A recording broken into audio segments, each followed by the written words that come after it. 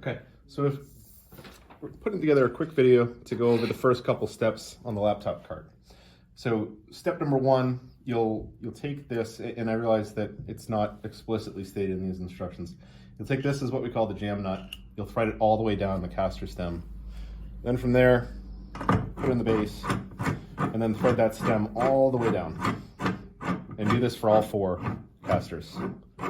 The 2 castors with a break should be towards the front of the cart.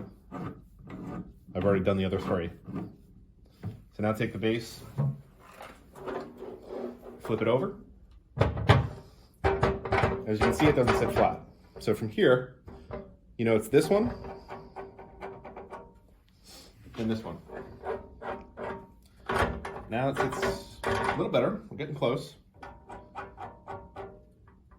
Now we're good. So from here, we just tighten up the castors, the jam nut, more specifically. So thread that all the way up, tighten it up, and you do it to all 4.